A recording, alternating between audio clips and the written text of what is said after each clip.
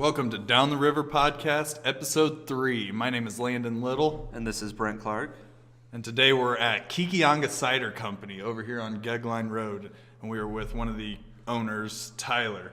Hey, if you just want to give us one rundown of your guys' company and what you guys are doing out here. Yep. Hey, what's up, guys? This is Tyler Butcher, one of the co-founders of Kekionga Cider Company. We recently opened our tasting room and production facility in June of 2017. We're the area's only dedicated hard cider producer, and we just try to push the envelope here, doing different ciders, and also like to do traditional ciders as well. So, Go ahead, Brent. Tell us a little bit about where did the idea come from? Well, so the idea, we grew up in Adams County, so it's just south of here, and we've always had fresh pressed juice. Different people always had fresh pressed juice, so we've always drank apple cider. Me and Logan always liked the unpasteurized, just stop at a little stand on the road. But so one day I was at a wedding, and my cousin said, "Hey, I have this old hand press, from 1960s. It was my grandpa's, and my brother has a couple trees in his yard he never uses." And so I was just like, I literally called Logan up, and I was like, "Hey, meet me at my brother's tomorrow. We're gonna press some apples and try to make some cider." Now, before that, had you ever pressed apples by hand? No, we've never pressed any by hand. So, okay. I've done it before. It is an upper body workout. Yeah. I can see things have progressed, that's for sure, because starting out, it was a workout. We did the grinder by hand, and to grind up all those apples, it was a little more work than what we anticipated. But at the end of the day, it was fun. We were hanging out, had a few drinks, and kept it going from there. So that's how you caught the bug. You got an old press and just kind of went with it. Yeah. Like I said, I don't know why. I can't really pinpoint Passion why. for pressing. I literally just called Logan and said, "Hey, we're pressing apples tomorrow at my brother's house. Come down." And he went to the store, bought some yeast and some buckets, and met me there. And here we are. Well, that's kind of like the South Fort Wayne kind of thing. Cause I used to meet up with people just to chop wood, and it's like that's just what we did in South Fort Wayne, was just stuff like that. I've done a lot of that in my day. Yeah, you just find something new and you call up your buddies and be like, "Let's try and figure this out." Well, my parents still heat their house with a wood stove. So does mine. That's always fun to deal with all that. So with when jumping into this, just give us a quick rundown of what happened between you calling him up and saying, "Let's press apples," to, "Hey, maybe we should look into getting a building." Did you write a business plan? How'd that process go for you? Yeah. So like I said, we pressed, we fermented, we went to Logan's house, we opened some bottles, we started drinking some. Didn't taste very good, but once we started drinking, we're like, "This is a great idea. Why not do this?" And so Logan actually worked for a distributor, so he knew the market. He had a lot of insider information and kind of saw where the market's going. And with my financial background, started throwing together some pro forma income statements and 1 year, 2 year, 3 year, all that. And it just, I was like, we got to try this. You're right. So you felt like there was that was your jump or whatever, because I'm always hearing people always take a jump into a business. Yeah, we were standing in his kitchen and just a light bulb went off that has to be done. We were always wanting to be in the alcohol industry. Industry, not knowing what that was. We loved beer at the time, but knowing that the craft beer boom has been around since the 80s, or do we really want to get into a market that's kind of saturated and more keep coming? Yeah, we do, but let's do it in a different way. And the cidery is a great spin on that. It's unique to Fort Wayne. It's an awesome thing. So, I remember actually we were 21, our first cider, when woodchuck really hit the area, and we were super excited. We were drinking woodchuck a lot when we were 21, 22. Yeah, we were the first time I ever had a woodchuck was mixed with a Guinness, so snake bite. Yeah. So it just kind of made sense to to bring something to Fort Wayne that hasn't been brought. Very cool. So when you were working on your business plan, what was it, easy to figure out what your projections would be? Did you just have, since this is so new to Fort Wayne, did you just scientific wild ass guess? How was the learning experience? It was extremely hard because there was nothing to base off of. Okay. Tried to base ourselves on breweries, but it's hard to say because we're virtually created the cider market in Fort Wayne, so I had no idea where this is going to go. We've doubled my first year projections in 6 months. So we just kind of understated the market a little, but like I said, with nothing else being there, I'd kind of base sales off breweries and go from there. But a lot of them aren't distributing, so we were trying to focus more on distribution. Typically the tasting room was an afterthought. We wanted to start distributing right away first. Okay. But then the more we talked to the gag lines here, the more space they opened up for us. We just said, why not have a tasting room as well? So. And we also ran into the issue that in the state of Indiana, if you're considered a winery, you're not allowed to self-distribute. Right. Which is, I disagree with it. Yeah. Let's leave it there. So for a young company like us, to find a distributor to actually take us on and distribute, that's a very complicated task. So yeah, since you can't self-distribute, how was that? Did you just go out there and start reaching out to all the different distributors and see which one bid? Not really. Our business plan focused more towards the tasting room, and then the distribution became an afterthought. And then me being in the industry and having contacts that I do, a former boss of mine introduced me to a friend of his that started a distribution company in Indianapolis, and they just started coming up to the Fort Wayne market, and we just kind of got lucky. Very cool. So you just did a little pivot. You're like, all right, well, yeah. do the tasting room. So in the middle of the game, he wants me to change the whole plan. Yeah. So. Well, you gotta be nimble. Right. Yeah. Like I told him, we do have to be on a pivot. Yeah. It was kind of an eye opener once we started digging into the laws, and I was like, yeah, we pretty much had to flip our plan 180 degrees. Right. Tasting room first, then distribution. Well, it's worked out well. The tasting room looks great. Just waiting to start this, you guys had people even from Toledo showing up. So that was pretty wild. Well, it's been crazy. Like, we get people from all over. When we first opened, people from Indianapolis were coming up here because they saw us online. Indianapolis has New Day and Ash and Elm.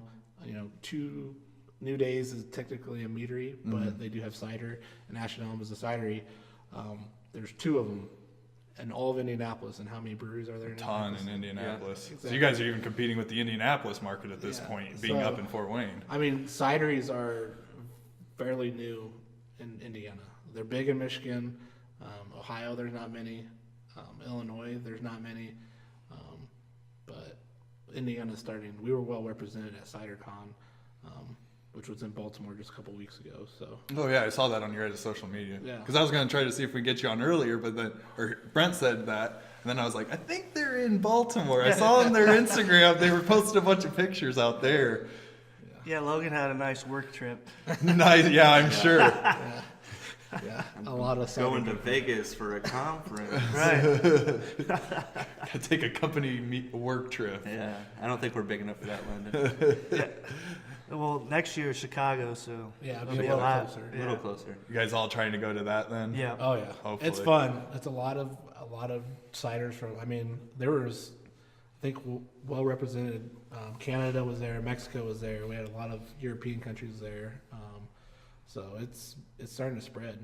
Right, which is good. It should. It's something that's, you have like your big ones that you always see on the shelves at Kroger's or whatever, and you don't see those little ones anymore, which you're seeing like you said, like the microbreweries and stuff are popping up all over the place, but then you don't hear about cideries. And that's why I feel I like it being in Fort Wayne. I really appreciate that you guys have busted your butts to get something like this up and running. So how was it like working with because the building, if any of you guys have ever been to Kekionga, it's it's a really old building, but they have done a lot of work to it, and it really fits the whole cider industry. How was it working with this building to get it up to what you guys kind of wanted to? Well, the gate lines, they did a lot of work. I mean, it's not, I would say, functional for a big operation, but it's nice for a small. Obviously, you can see we're still working on the building because there is no heat in here. So It's a little cold. So there's always challenges, fitting big things in small spaces. That seems to be the concept here. But Yeah, to kind of elaborate more, it's a 1928 it was the building. It was the original cider press. We actually still use the cider press. We'll always get real excited when we can fire that up. It's just brings back nostalgia. Usually on Saturdays, anywhere from 20 to 30. I think that our first time we had like 40 people here just watching the live pressing. So that was cool. And CBS Sunday Morning News was out here. Mo Roca, he did a little feature. I saw that for his. He was here for like Johnny Appleseed and stuff too. Yep. Very cool. We didn't get as much exposure as we thought we would, but Yeah. it is what it is. It's I mean, still come Right. Johnny Appleseed. If for all of our non-Fort Wayne listeners, we have a big festival, Johnny Appleseed Festival. They get a bunch of booze, dress up in the current times, or not current times, so like pastime stuff. That's why it's really surprising that we haven't actually had a cidery having Johnny Appleseed. Right. I think. Are you guys thinking of doing any kind of like business with Johnny Appleseed, So or maybe we had one cider. We called it Johnny's Grog. Johnny's Grog? We just took cider that we fermented. That we get a lot of our cider from Michigan, but so we actually had some local apples here that we pressed, and so we kind of combined them, and that was actually one of our best sellers because it was, what was it? It was almost like 7%. The Johnny's Grog. Johnny's Grog, yeah, Johnny's Grog was like Johnny's Grog was 7%, and it was dry. So a lot of males seem to go towards the higher alcohol proof. Yeah, more bang for their buck, I guess. Yeah, the crazy thing, we're like, our big push, we want to try to allow alcohol sales at the Johnny Appleseed Festival. Because currently we asked, they're like, no, we can't have alcohol there. So we're like, man, if we could be at the Johnny Appleseed Festival, you guys would kill it. that would be amazing. We did get a lot of traffic that weekend, though. Yeah. Well, I mean, just going back to what you mentioned, you source a lot of your apples from Michigan. So what's the future goal? You said you had some locally. Are you trying to move more into the all local? Or? Well, the hardest part with all local here in Indiana, there's not a lot of large orchards. Sure. So the biggest orchard closest to us is Orchard Hills up in Kendallville, and they farm about 89 to 90 acres. And that doesn't even last him the full year. He told me this year he has enough apples to last through March. So he's still running out of apples on his own, doing his own thing. So Michigan is Michigan is the second largest growing apple producer in the United States. Washington's number one. So no matter what, we're always going to have to source probably from Michigan, or we're actually even looking to go elsewhere from New York to Pennsylvania, because it is a fruit in different parts of the regions, you could have a bad year, bad crop. Sure. We're actually kind of running into that. Our flagship is made 100% Northern Spy apple, and Northwest Michigan had a bad Northern Spy crop this past fall. So it's something that we gotta, kind of look elsewhere to different locations just to make sure that we can continue to have apples that we need throughout the year. Yeah, it didn't take us long to figure out that, don't put all your eggs in one basket. Right. So we need a lot more different suppliers from different regions. We're always going to have local stuff, though. Just recently, we did 100 bushels from Orchard Hills. We just pressed that, almost yielded around 400 gallons. So when season comes, we're going to pull apples from these local orchards to make local series. Yep. So we're going to set up a local series. So every fall we'll do different flavors, varieties based solely on local orchards. So we can That's definitely good to see. We're looking at probably releasing them in 750 milliliter bottles, and just like craft small hand batches. Yeah, like right now we have so Hartman's Orchard. Hartman's used to own this building, and he has a small orchard up on Flutter Road.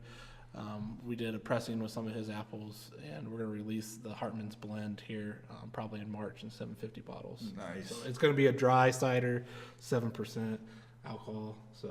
So let's talk about the cider. What was the first one you guys made? Let's go all the way. Let's go. Did you give it a name? All the way back with the original. Test batch 1, I think. Test batch 1. Out in Adams County. Yeah, Adams County apples. They had no idea what the variety was. We did not wash them. We did not pasteurize them. We grinded them up, and then we threw some yeast on them and said, "Hopefully this turns out." And it tasted like vinegar. So, Yeah, I've had a few batches like that. So that was our first batch. That was what? That was 4 years, I think. 3 or 4 years But- ago. That turned the light bulb on. So And then I mean from there we got to the point where we wanted to start to make stuff that actually tasted good and people would actually want to drink. And so we went through. I mean, we did a lot of test batches. a lot of our wives, our neighbors, our friends, they drank some probably not good stuff. Yeah, some pretty bad cider. So they were your commentators and everything. We'd still put it down though because it still was alcohol, but it just didn't taste very good. We kind of used my dad as the official tester because he only drank Busch Light. He only drinks Busch Light. Oh, jeez. And eventually, more and more, he'd be like, "Man, that's not as gaggy as the last time." Or, that's getting a little better. If you can get somebody that drinks Right. that all the time to enjoy a cider, then you're on to something. Yeah, and then I mean the first light bulb was like when we first made Old Bicorn, which was made with 100% Northern Spy apple, and he drank it and he's like, "Hey, I can have a couple of those." He was like, "It's not gaggy at all." We're like, "Oh my god, we got something." We have something. There it is. So which of your blends is your favorite? I like Old Bicorn. It's 100% Northern Spy apple, so single varietal ciders are very rare to come by because there's not a lot of apples that can make just by itself a good cider. Most cider apples have to be blended to achieve a good tasting cider. But I think Old Bicorn's unique. It's different, and that's why it's my favorite at least. But it's up for debate. I mean, everybody's taste is different. So what kind of new stuff should we be on the lookout for? Do you have any ideas in the works? We have a lot of new stuff. Like all of our tanks are full right now. Every single tank is full. We actually, after that pressing, I had to actually get our old our fermentation buckets out and fill those up too. So we got a lot of dry stuff coming up.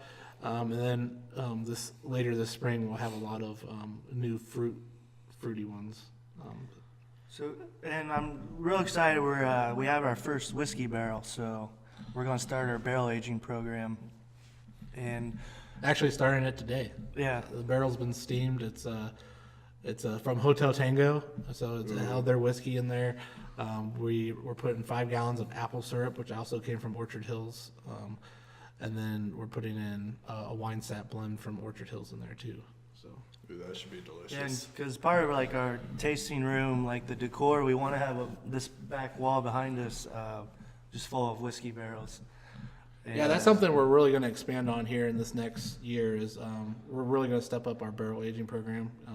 A lot of cideries are starting to do it, but we want to make it something unique and different here in Fort Wayne. I mean, you get some barrel aged stuff, from breweries. They do 1 or 2 things, kind of like how we're starting out. You wind up with a barrel. Let's try it. We want to have an extensive program where we're pulling stuff from rum barrels, cognac barrels, tequila barrels, whiskey, bourbon, even Cabernet barrels, Chardonnay barrels. So it's something we really look forward to.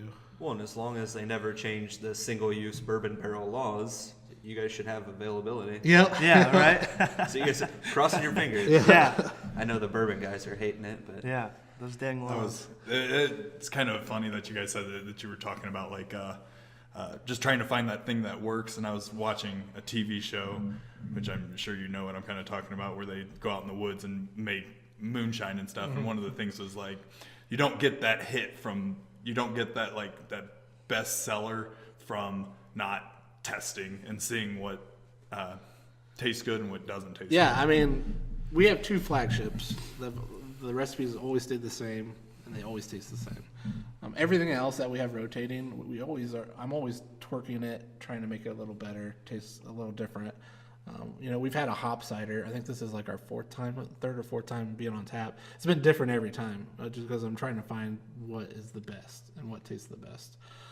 This one's a little drier, a little higher alcohol. Is that the one that you have on tap right Yeah, now? This one? yeah. I think that's this one. This is good still. Yeah, I mean, 6.5%, dry hop for a week. The last one we had was only 5%, a little sweeter. So like we're always working to strive to make something taste better. So circling back, you said you were throwing things in your old fermentation buckets. Yeah. How have the growing pains been with the machinery you guys bought? I mean, you said earlier that you blew your projections out of the water in 6 months. Yeah. Yeah. We started with 1,000 liter tank, and then some little 50 gallons and 80 gallons. Now we're up to 3, and it's still not enough tanks for us. Buying more. We need to buy more tanks, and we need to buy bigger tanks. But the problem is it's like our space is so limited right now. It's just, and we don't. I mean, it's just tough. Right. And Sure. So we got stuff just waiting. We've had some problems with our bottling machine as well. We're getting that worked out. It's actually getting worked on right now. Yeah. But we really want to be in bottles. I think being the first hard cider legally bottled in Fort Wayne would be a huge selling point for us. Yeah, no, that'd be great to see on the shelves. didn't you guys have you guys had a deal with somebody recently, haven't you, with selling the bottles? Yeah. So S&V Liquors, we were doing a collab cider with them right now. Okay, it was a collab cider. Yeah, well, they're they want Old Bicorn too. So Old Bicorn will be available at the first liquor store. Will be S&V Liquor stores. That's awesome. But then we're working on a collab cider with them right now, where their craft beer buyer came in, helped us press 100 bushel. We're coming up with the name, what type of flavor it's going to be, and it's all basically local apples from Orchard Hills up in Kendallville. So we're trying to keep it as local as we can, especially since we're doing that collab cider with a local company. But I know some of the stuff that we're going to have to pull, because we're going to turn it into a flavored cider, a fruit cider that we're going to have to pull fruit elsewhere. So when can we expect to hear more about that? Or can you say? Yeah. It's going to be a late spring release. So, the biggest issue is getting our bottler to work. And once that is working, because we plan on putting it in bottles and selling it from there. We'll have some on tap here also, just so people can try it. But most of it's going to be packaged and sold at S&B. Sent out. So you guys got a lot of stuff coming up here in the spring, which is awesome. Like that you guys are still growing as fast as you are and everything.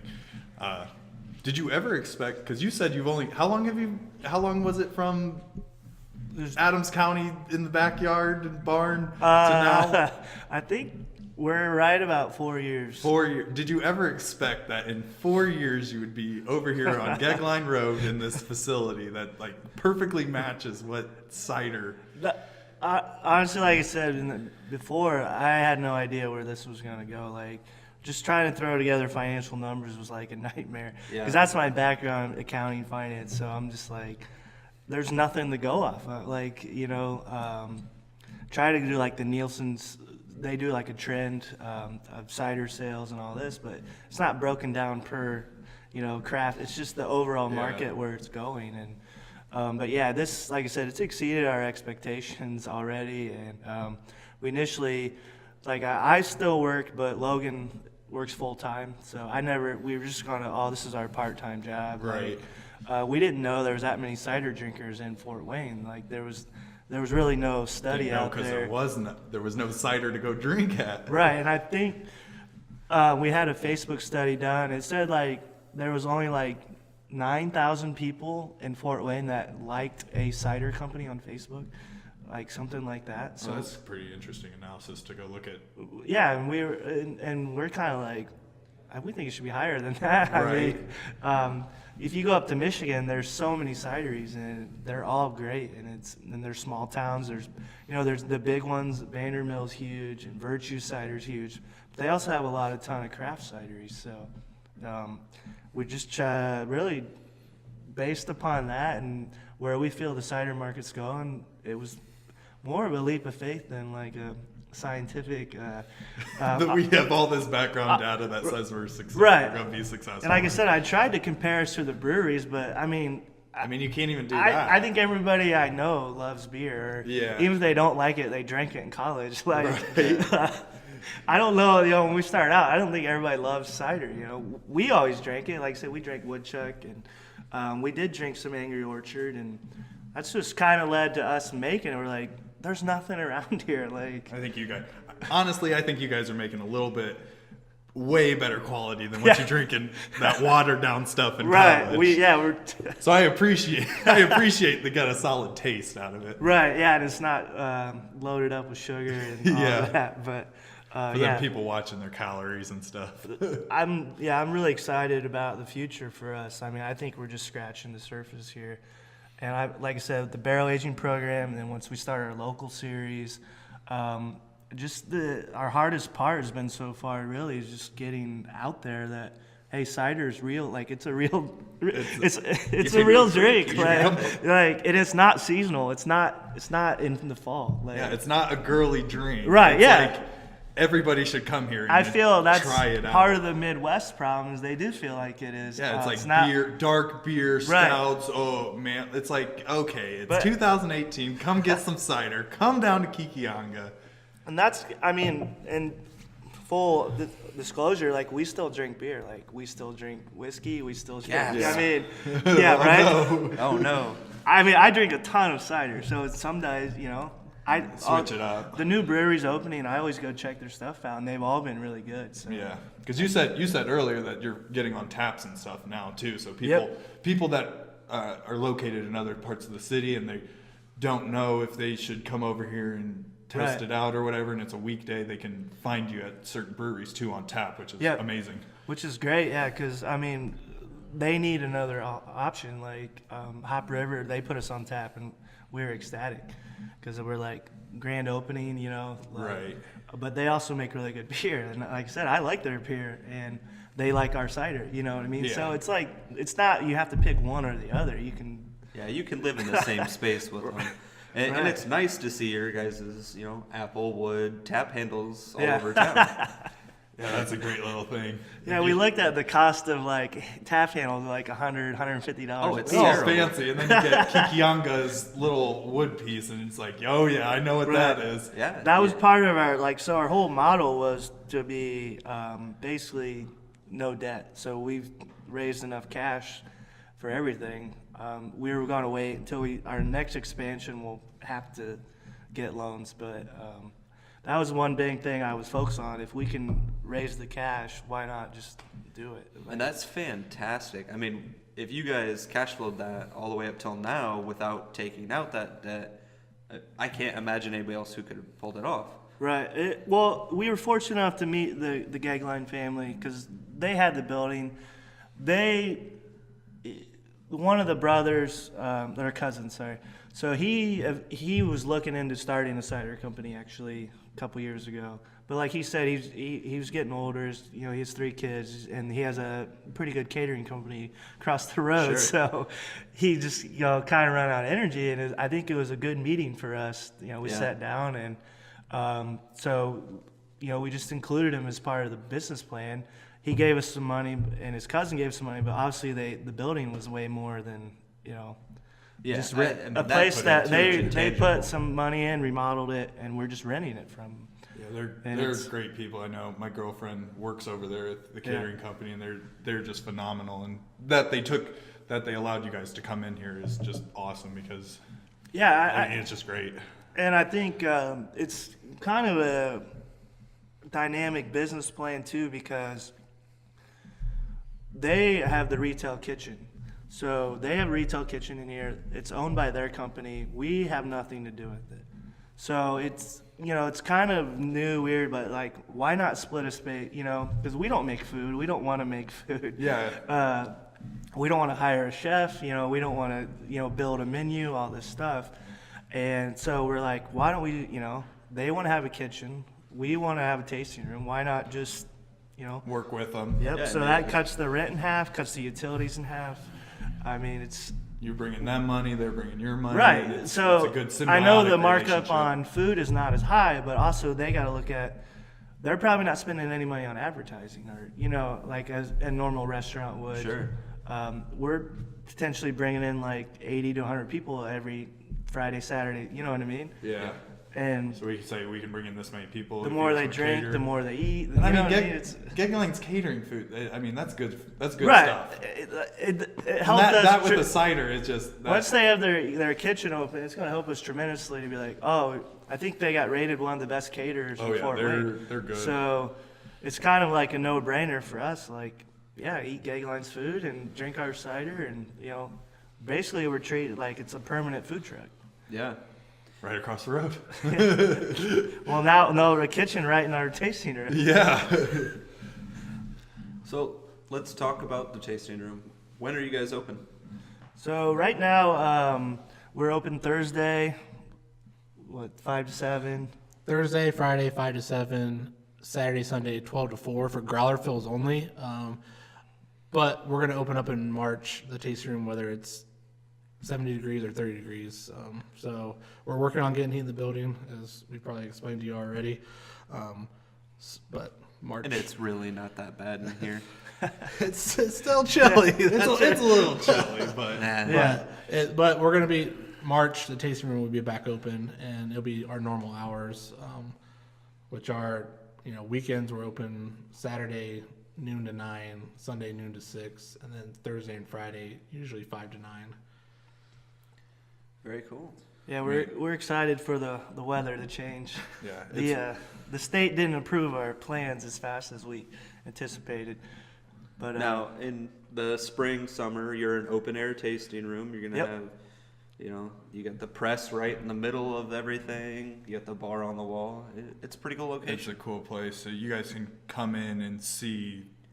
You can see the press, and some days you might even catch them while they're pressing, which is Now, really do you guys cool. ever announce that before you're going to press? Yeah, usually, especially during the fall, we'll make events for it. Sometimes, we don't, and people just come in and we're pressing because we have to.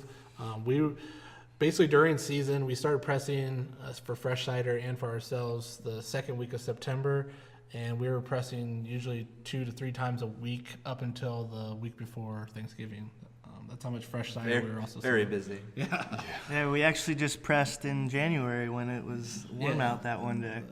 That Thursday at 60 degrees, we pressed 100 bushel that day. Took so. advantage of that. It smells tremendous in here once the press is running. Yeah. If you like anything apple, Making me hungry. Yeah, I mean, it's like a little apple market too. Sometimes, Yep. like during the summer. I think we came here Yep. during the summer, and you come in and you see all the apples, and you can come in and just buy a bag of apples. Yeah, and the then, gag lines will be in charge of all that. It's basically when produce starts coming on, it's going to be a farmer stand. Come get your produce here. When apple season, come get your apples. So Very cool. yeah, so it's kind of cool. Like just they have like a little farmers market. Here. yeah, I thought that was really cool when I walked in here the first time and saw that. So how long have you guys been doing that? So we're not doing it.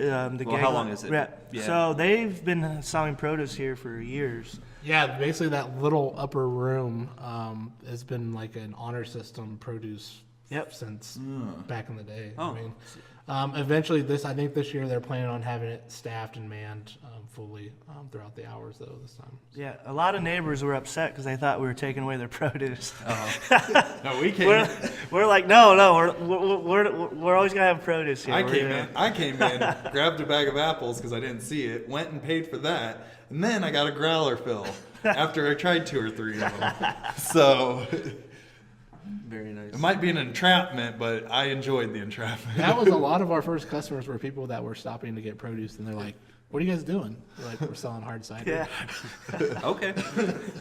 We really didn't start advertising the tasting room until August. So we were open up June, July, and then we was like, "Well, maybe we should start telling people about it."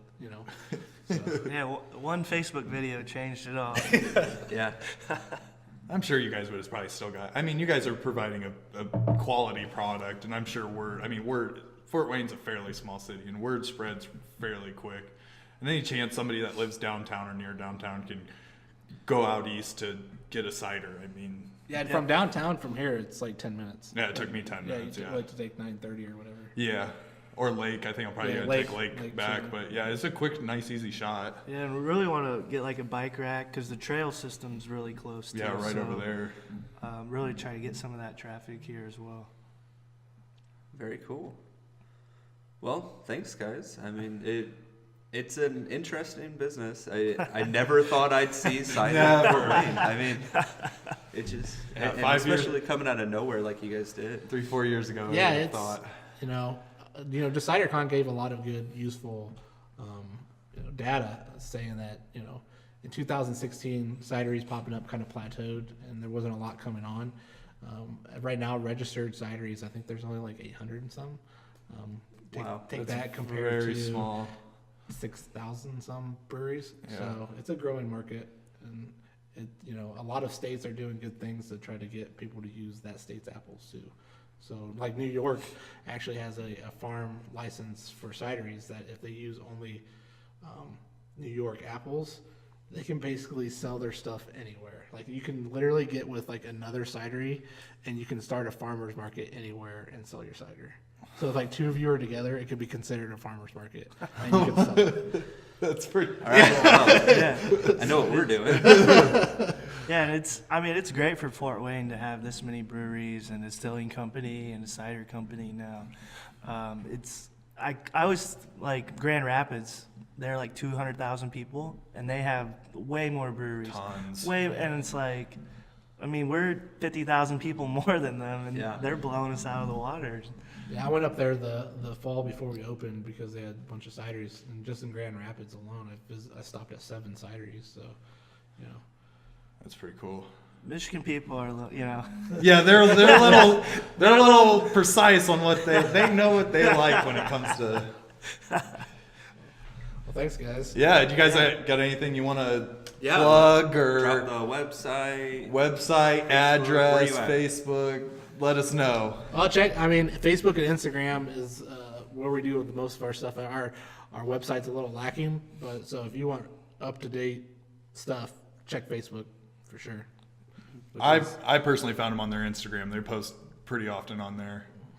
Yeah, social media, I mean, it's the way to go. There's really, our website's good. It's one of our friends is building it, so got to keep on him to keep it going. Other than that, distribution-wise, shout out to Craft Roads Distribution out in Indy. Yeah. They actually just hired a sales rep for the north, so they'll be more well represented here in the Fort Wayne area. And hopefully, if you're out, ask for our cider. Very cool. For sure.